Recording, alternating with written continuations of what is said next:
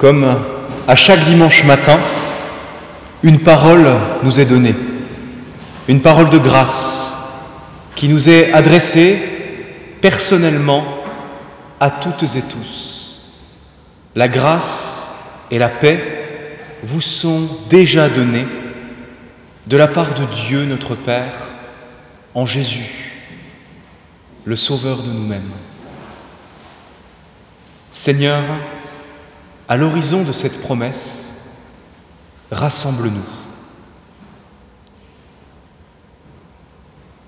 Seigneur, rassemble-nous.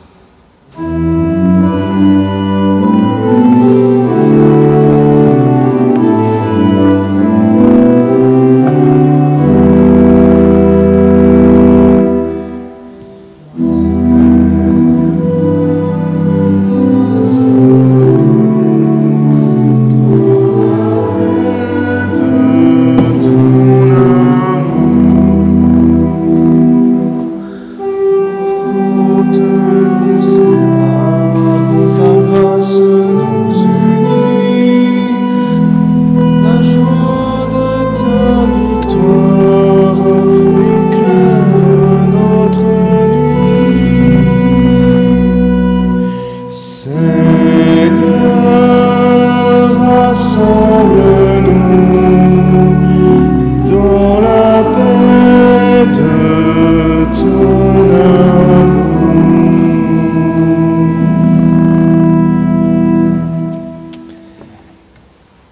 Bienvenue, bienvenue à toutes et tous, ce matin, en ce temps passerelle entre deux réalités, celle de l'ascension de Jésus et de la descente de l'esprit de vérité sur l'humanité.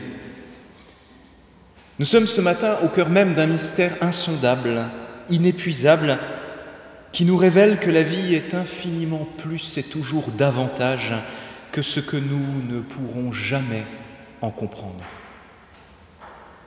Un horizon qui rend vivant, qui peut inquiéter parfois, oui,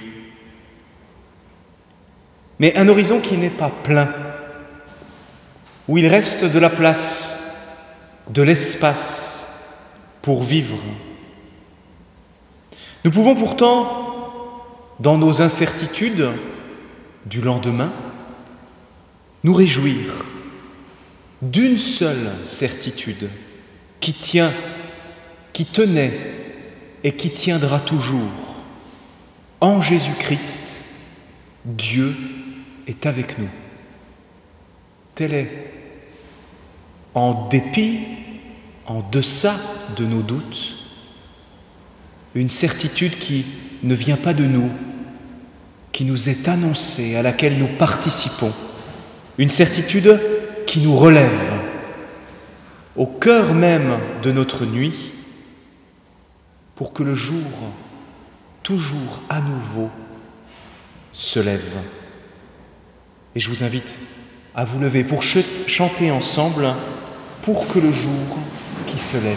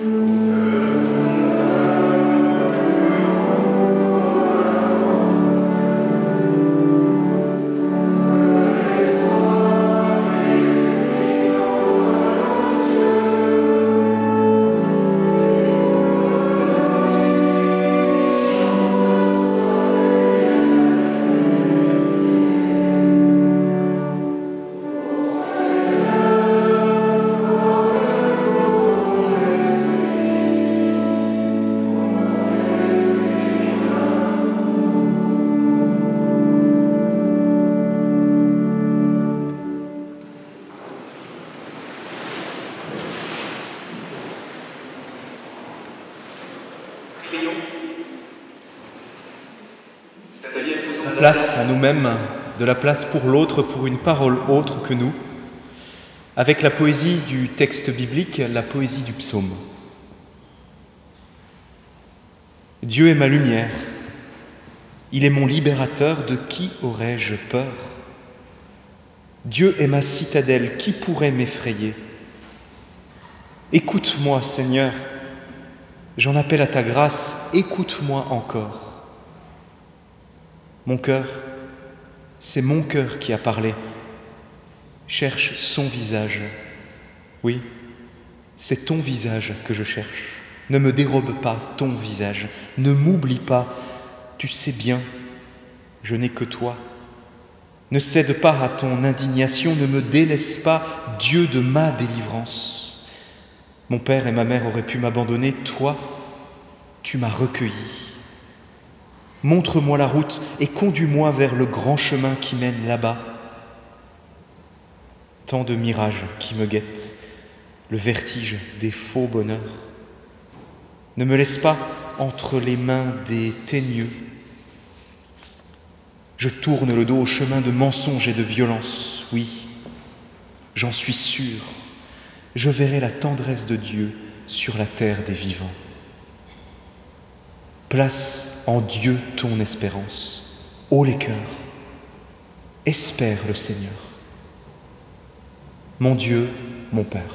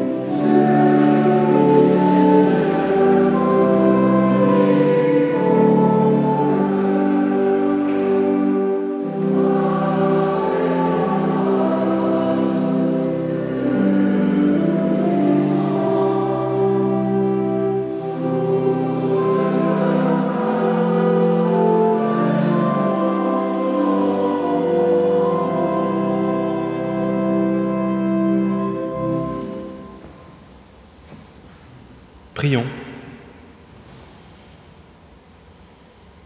Notre Dieu, moi qui te parle, m'entends-tu vraiment? Es-tu là, présent, près de moi?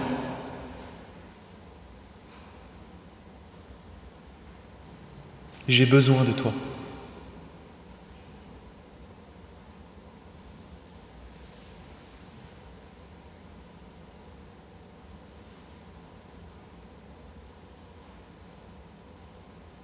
Au cœur du silence, ta promesse.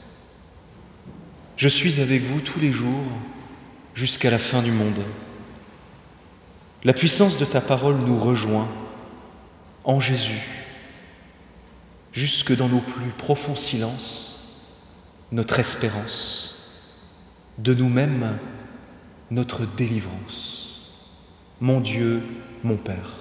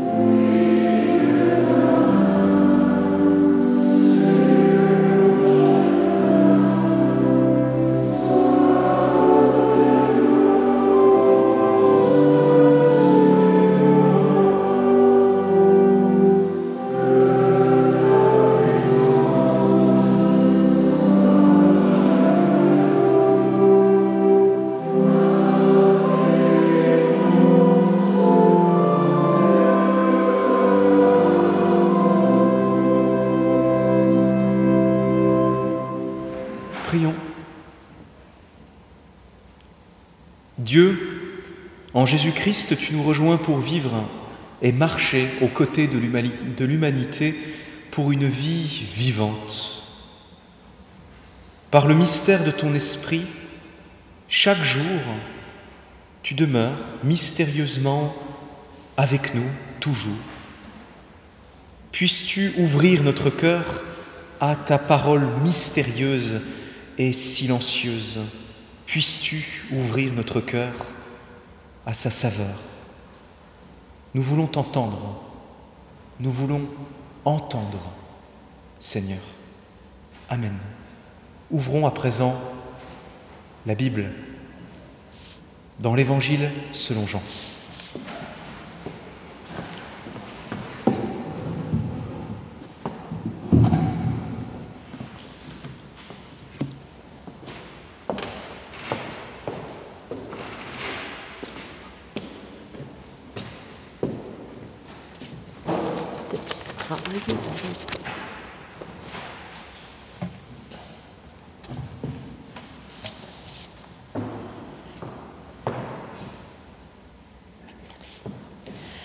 Dans l'Évangile selon Jean, nous lisons au chapitre 16, les versets 5 à 15. Maintenant, je m'en vais vers celui qui m'a envoyé, et aucun de vous ne me demande « Où vas-tu » mais parce que je vous ai parlé ainsi, la tristesse a rempli votre cœur. Cependant, je vous dis la vérité. Il est avantageux pour vous que je m'en aille. Car si je ne m'en vais pas, le défenseur ne viendra pas à vous. Mais si je m'en vais, je vous l'enverrai. Et quand il sera venu, il confondra le monde en matière de péché, de justice et de jugement. En matière de péché, parce qu'ils ne mettent pas leur foi en moi. En matière de justice, parce que je m'en vais vers le Père et que vous ne me verrez plus. En matière de jugement, parce que le prince de ce monde est jugé. J'ai encore beaucoup de choses à vous dire, mais vous ne pouvez pas les porter maintenant. Quand il viendra, l'Esprit de la vérité, il vous conduira dans toute la vérité, car il ne parlera pas de sa propre initiative, mais il dira tout ce qu'il entendra, et il vous annoncera ce qui est à venir. Il me glorifiera, parce qu'il prendra de ce qui est à moi pour vous l'annoncer. Tout ce qu'a le Père est à moi. C'est pourquoi j'ai dit qu'il prendra de ce qui est à moi pour vous l'annoncer. Puis, nous lisons dans le premier livre de Samuel, au chapitre 3, les versets 1 à 10. Le jeune Samuel officiait pour le Seigneur devant Élie. La parole du Seigneur était rare en ces jours-là. Les visions n'étaient pas fréquentes. Élie était couché à sa place. Ses yeux commençaient à s'affaiblir. Il ne pouvait plus voir. La lampe de Dieu n'était pas encore éteinte et Samuel était couché dans le temple du Seigneur où était l'arche de Dieu. Le Seigneur appela Samuel. Il répondit « Je suis là ». Il courut vers Élie et dit « Je suis là, tu m'as appelé ?» Élie répondit « Je n'ai pas appelé, retourne te coucher ». Il alla donc se coucher. Le Seigneur appela de nouveau Samuel. Samuel se leva, alla trouver Élie et dit « Je suis là, tu m'as appelé ?» Élie répondit « Je n'ai pas appelé, mon fils, retourne te coucher. » Samuel ne connaissait pas encore le Seigneur. La parole du Seigneur ne s'était pas encore révélée à lui. Le Seigneur appela de nouveau Samuel pour la troisième fois. Celui-ci se leva, alla trouver Élie et dit « Je suis là, tu m'as appelé ?» Élie comprit alors que c'était le Seigneur qui appelait le garçon. Élie dit à Samuel « Va te coucher. S'il t'appelle, tu diras « Parle, Seigneur, ton serviteur écoute. » Samuel alla donc se coucher à sa place. Le Seigneur vint et il se tenait là. Il appela comme à chaque fois. « Samuel, Samuel !» Samuel répondit. « Parle, ton serviteur écoute. »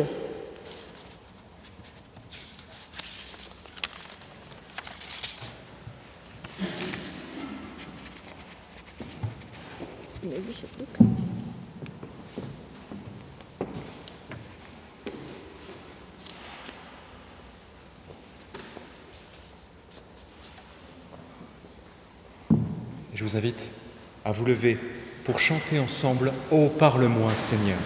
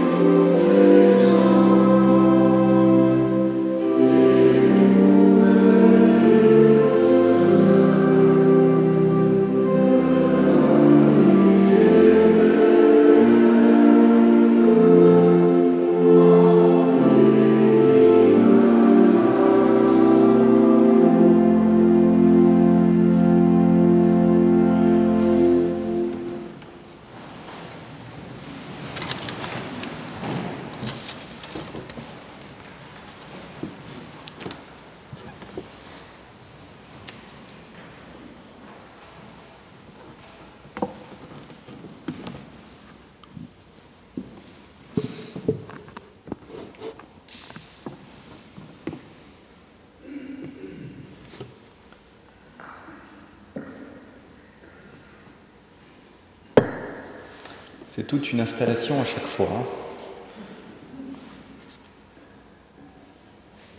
Voilà. Est-ce que vous m'entendez bien? Alors, comme je le disais ce matin, nous nous situons, dans un temps très particulier de notre calendrier liturgique. Le temps de l'attente. Et attendre, ce n'est pas simple, n'est-ce pas? C'est un petit peu comme chanter des cantiques qu'il nous faut apprendre pendant qu'on les chante. C'est pas simple, mais ne trouvez-vous pas qu'il y a quelque chose de vivant dans cette incertitude que nous partageons, dans cette exploration? Quand nous avons la chance de vivre quelque chose d'imprévu. Comment vivrions-nous la surprise de la vie si notre vie était prévue d'avance? Et si l'attente peut être vécue par certains comme la bonne nouvelle d'une journée, voire d'une semaine enfin libre, elle peut être aussi vécue par d'autres comme une période de creux, de vide, quelque peu inconfortable, voire douloureux. Il y a quelques jours, nous célébrions l'ascension de celui qui, tout comme le prophète Élie, bien des siècles auparavant, fut enlevé à ses plus proches pour disparaître dans le ciel, pour revenir ensuite dans le mystère de la Pentecôte, jour où les disciples reçurent le souffle du Saint-Esprit. Nous connaissons cette histoire. Nous l'écoutons et la réécoutons encore, année après année. Une histoire, un récit métaphorique ou alors fantastique, c'est-à-dire le surgissement de l'inattendu, de l'encore inentendu, dans le prévu du quotidien de notre vie. En tout cas, cela me fait me poser une question, pas qu'une, plein à vrai dire, mais j'en ai choisi une pour vous la partager. Comment recevoir un tel événement? À l'heure où le siècle des Lumières aura eu raison, avec raison, d'un certain obscurantisme religieux qui voulait nous faire, je cite, prendre des vessies pour des lanternes. Et pour y répondre peut-être, c'est-à-dire comment recevoir un tel événement, eh bien il nous faudra aussi attendre quelque peu, au moins quelques jours avant la Pentecôte qui arrive. Car aujourd'hui, eh bien, c'est bien l'attente que nous célébrons, c'est-à-dire le temps de la question. Ce n'est pas celui de la réponse. Nous sommes en attente. Et donc en protestant, en protestante, patient, patiente, eh bien je nous propose de prendre le temps des Écritures pour aller scruter ce qui s'y raconte de l'attente. Dans le texte qui nous a été donné à lire et à entendre aujourd'hui, l'auteur nous raconte que Samuel, prédisposé dès sa plus tendre enfance à la prêtrise, est au service de Dieu dans le sanctuaire de Silo, tout près du coffre de l'Alliance, ou de l'arche de l'Alliance. En tout cas, coffre de l'Alliance, arche de l'Alliance, c'est le signe visible de la présence invisible de Dieu. Et quand bien même cet endroit fut-il probablement l'un des plus sacrés d'Israël, eh bien, Dieu, en ces temps-là, le texte nous le dit, semble nous le dire, il semble bien silencieux, n'est-ce pas? Nous pouvons imaginer, eh bien, le désarroi du jeune Samuel, prédestiné qu'il était depuis sa naissance à passer ses journées à servir un Dieu qu'il n'avait de sa vie encore jamais vu ni entendu. Le texte semble nous le dire aussi. Dieu ne s'est pas encore révélé à lui. Peut-être pouvait-il s'interroger lui aussi. Suis-je à ma place? Est-ce vraiment ma volonté? Qu'est-ce que j'ai vraiment envie de faire de ma vie? On peut imaginer. Mais après, voilà, vous avez aussi toute la liberté de l'interprétation. Pire encore, fût-ce cette période de silence pour Élie. Il était quand même âgé de près d'un siècle, ce qui n'est pas rien. Il fut informé, alors âgé d'un certain âge quand même, par un messager de Dieu que toute sa lignée serait maudite en raison de l'attitude de ses deux fils qui, et ça on le lit un petit peu avant le passage que nous avons lu aujourd'hui, ces deux fils qui, tout prêtres qu'ils étaient eux aussi, s'accaparaient tant les offrandes destinées à Dieu que les servantes de celui-ci. Et après avoir été renseigné sur son triste destin, il n'eut qu'une seule réponse, c'est-à-dire un long silence et une douloureuse absence. Dans l'attente que nous pouvons imaginer douloureuse d'un avenir pas forcément très réjouissant. On peut imaginer un petit peu l'état dans lequel pouvaient se trouver ces deux hommes. Toutefois, si le texte biblique, une fois encore, ne fait pas l'économie de la complexité de l'expérience humaine, marquée par le doute, par la finitude, par la mort, et nous le savons. Nous savons que la vie n'est pas chose aisée et que si elle sait être joyeuse, elle peut être également pour nous douloureuse, marquée par l'incompréhension, la recherche inlassable de sens. Nous savons également que la relation à Dieu, la relation à la prière, notre relation à l'attente n'est pas simple. En tout cas, elle n'est pas simple pour moi.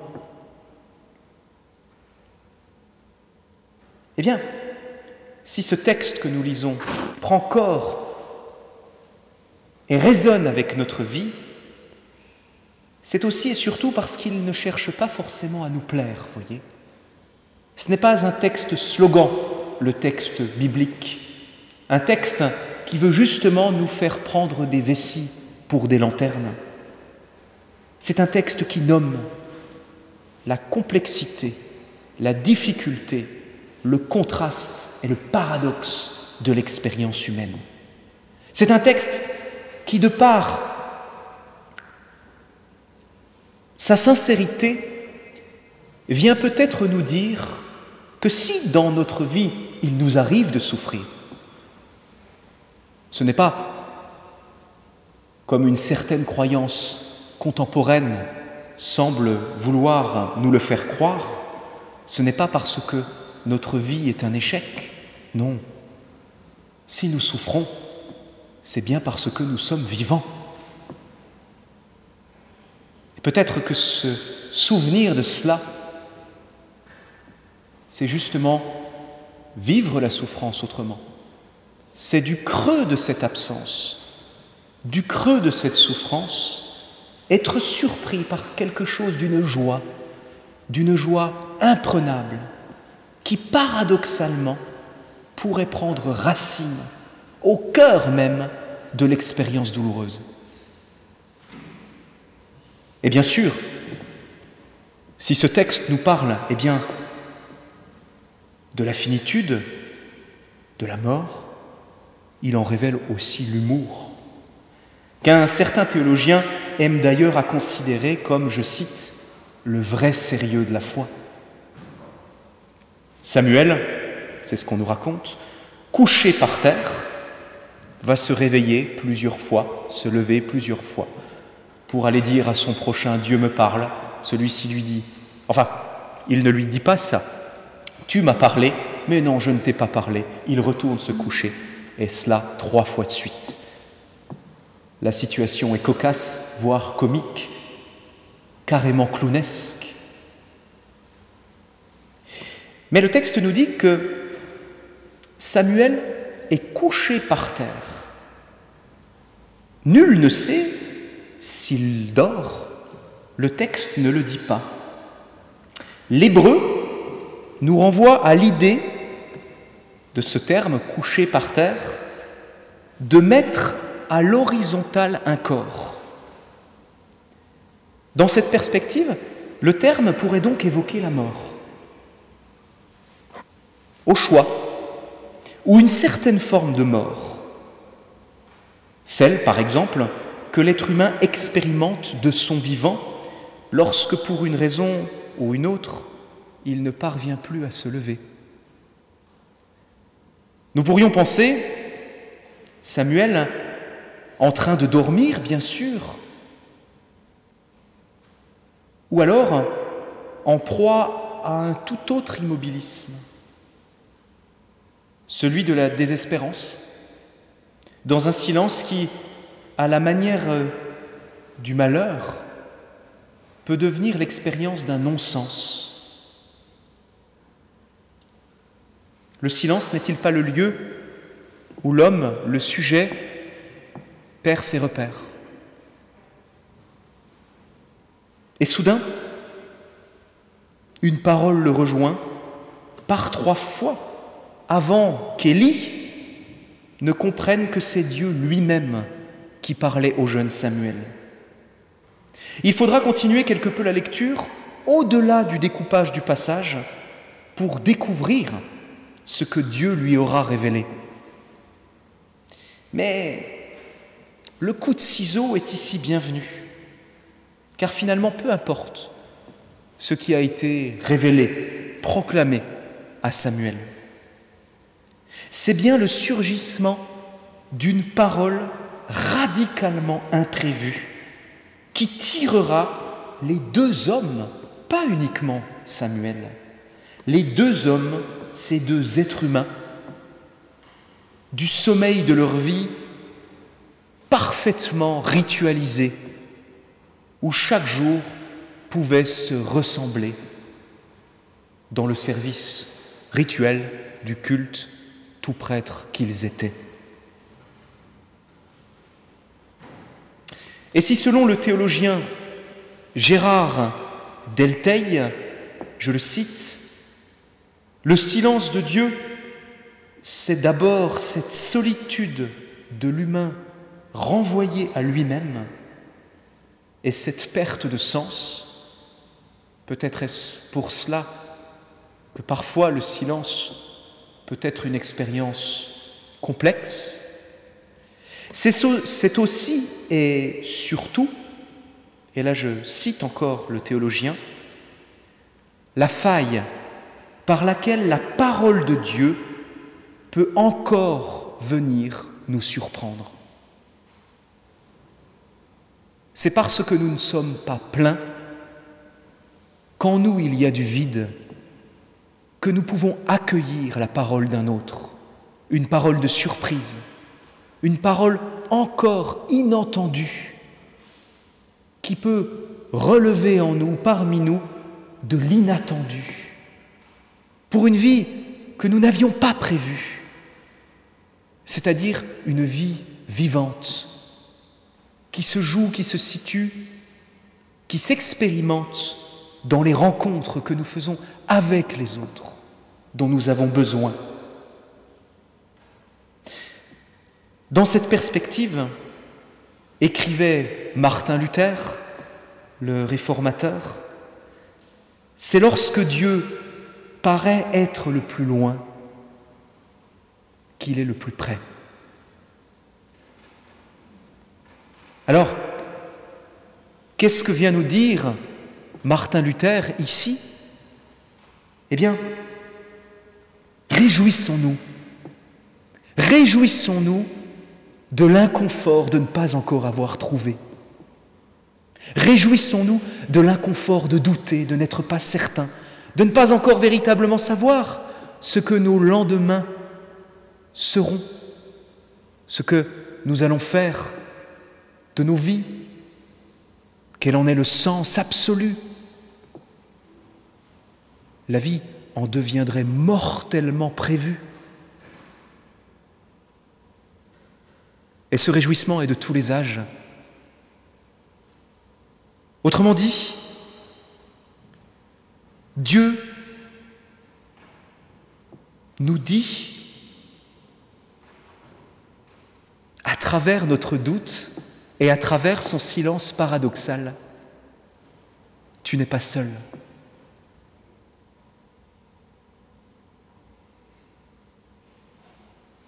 Nous ne sommes pas seuls, car Dieu lui-même est avec nous, à travers la parole du Christ qui redonne du sens à nos silences.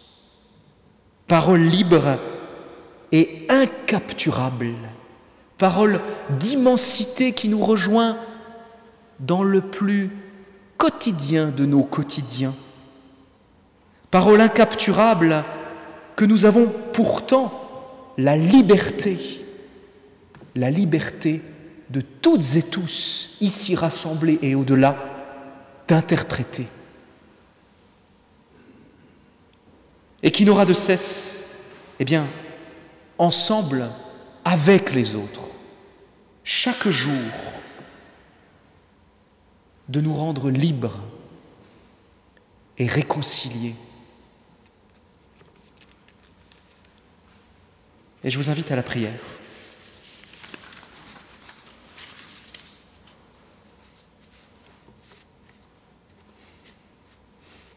Notre Dieu, nous te demandons de laisser le repos venir à notre cœur, à notre pensée et à notre corps, afin que nous puissions faire halte et nous démettre de ce qui tourbillonne, se bouscule et s'encrasse en nous.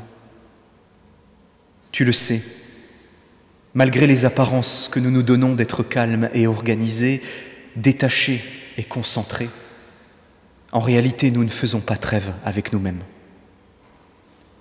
Nous remplissons notre temps comme une armoire comble, nous entassons notre année comme un amoncellement de tâches et de retards. Nous bourrons nos vies sans nous laisser d'espace pour les vivre. Nous allons de travaux en divertissement et nous ignorons le repos.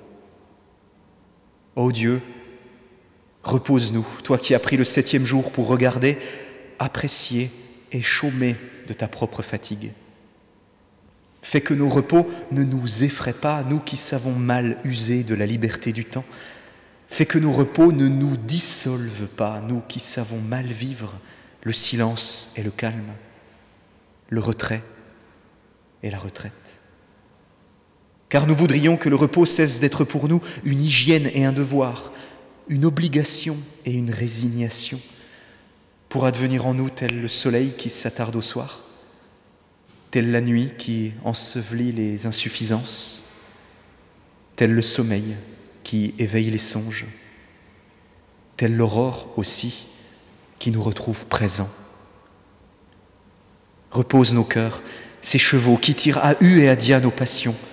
Repose nos esprits, ces antichambres où se pressent les solliciteurs. Repose nos corps, ces maisons où la poussière se dépose. Nous te demandons le repos de nos vies, à toi, qui est le Dieu de la parole vivante, mais aussi de la paix accomplie. Amen.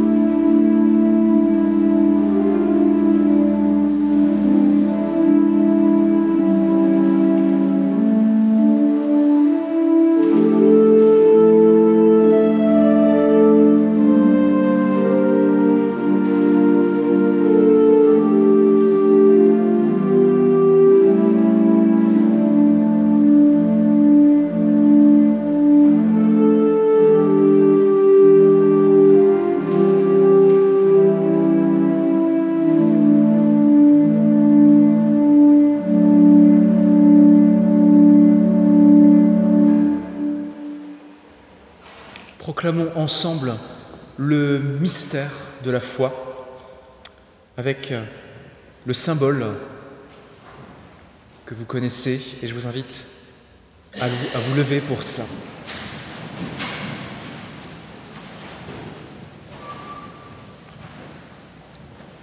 Je crois en Dieu, le Père Tout-Puissant, Créateur du ciel et de la terre.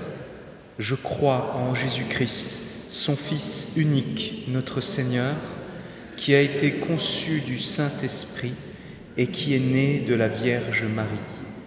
Il a souffert sous Ponce Pilate, il a été crucifié, il est mort, il a été enseveli, il est descendu aux enfers.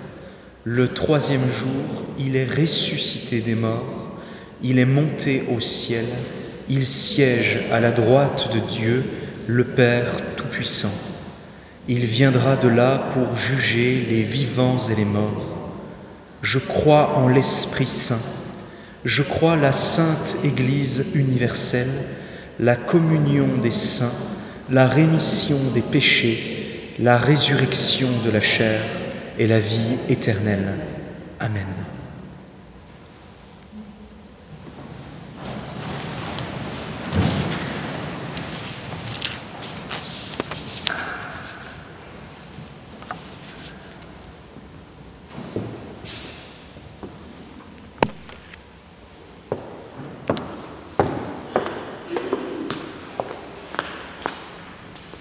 À présent, quelques annonces.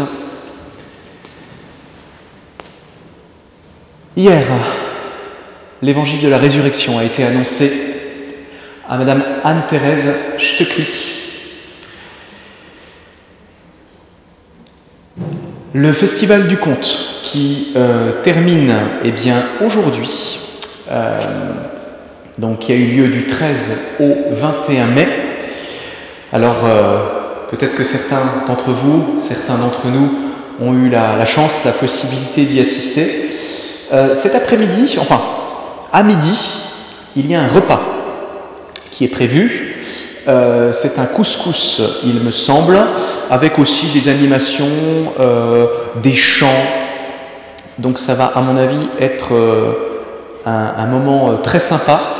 Alors, normalement, c'était sur inscription, mais j'ai ouï dire hier qu'il y avait du couscous pour les morts et les vivants.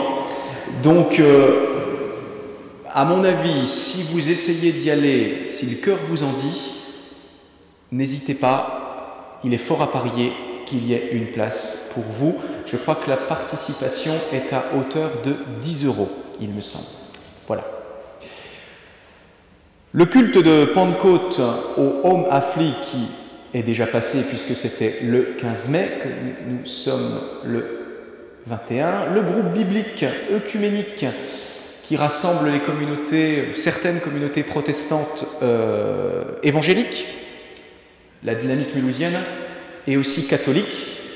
Ce sera donc le vendredi 26 mai, il me semble que c'est l'avant-dernière rencontre avant l'été, où il n'y en aura pas. Donc ce sera sur le psaume 65, c'est une étude biblique, voilà, à la paroisse catholique Sainte-Jeanne d'Arc, le vendredi 26 mai à 17h30. Les vespérales, dont une a eu lieu cette semaine, c'était Olivier Virvas qui jouait. Ces temps de concerts d'orgue ont lieu tous les vendredis du 14 avril au 26 mai, donc c'est-à-dire que c'est bientôt terminé et que la dernière édition se fera la semaine prochaine. À 18h30, entrée libre, plateau. Alors, entrée libre, plateau, ça veut dire que c'est gratuit, mais qu'il faut payer quand même. Voilà. Ensuite, le culte de la confirmation. Ce sera donc le 28 mai à 10h, ce sera ici même avec Nathan Bonneau, donc ça c'est les confirmants, les futurs confirmés, Amy, David, Julie et Jade. Voilà. Et le même jour, le dimanche 28 mai, mais au temple de Dornac, cette fois-ci à 15h, une méditation musicale avec Nawab Khan, un sitariste indien, et Jean-Marc Singer. Alors, pareil, entrée libre plateau, cette fois au profit de projets en Inde en faveur des populations dalites. Voilà, et là vous avez les groupes de la dynamique.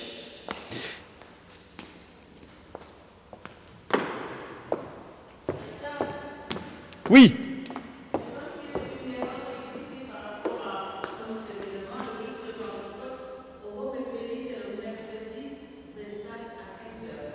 Le mercredi 24 mai? Ah, merci. Donc le mercredi 24 mai au Home Afélie, à quelle heure? À 15 heures. Merci pour cette annonce inattendue.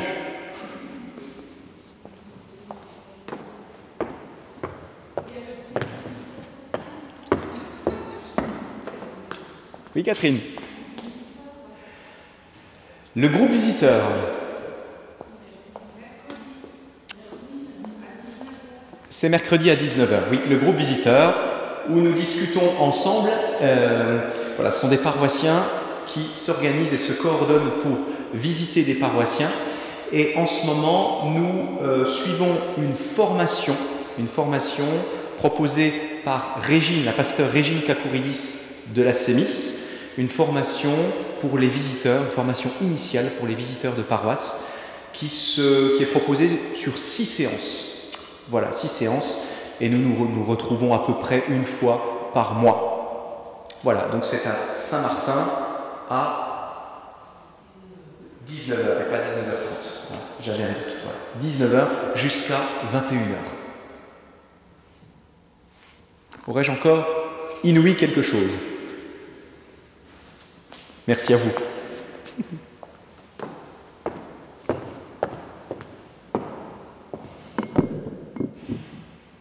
Et bien sûr, maintenant, c'est le temps du partage de l'offrande.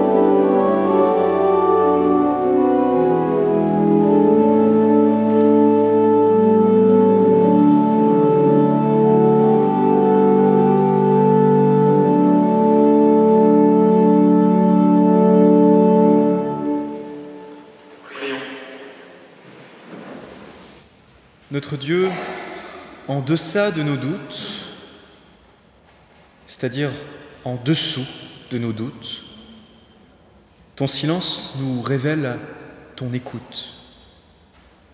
Ton absence nous dit l'au-delà de ta présence, mystère de ta personne révélé par ta parole. Toi qui nous entends, rends-nous capables d'entendre celles et ceux qui, à tes yeux, demeureront toujours précieux. Par ton amour pour nous, puissions-nous apprendre à aimer les autres, chacune et chacun témoin de ta parole qui nous rejoint. Nous les confions maintenant au mystère de ta présence, dans le silence et l'espérance.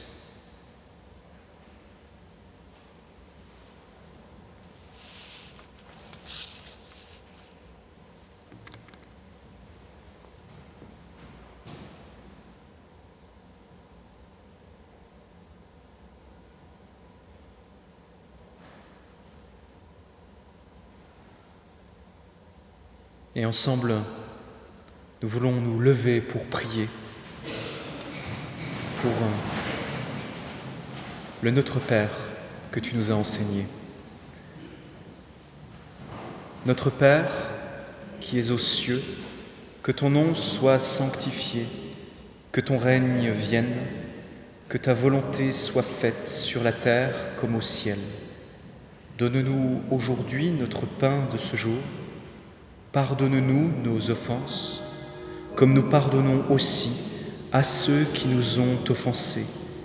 Et ne nous laisse pas entrer en tentation, mais délivre-nous du mal, car c'est à toi qu'appartiennent le règne, la puissance et la gloire, pour les siècles des siècles. Amen. Chantons ensemble « Victoire au Seigneur de la vie ».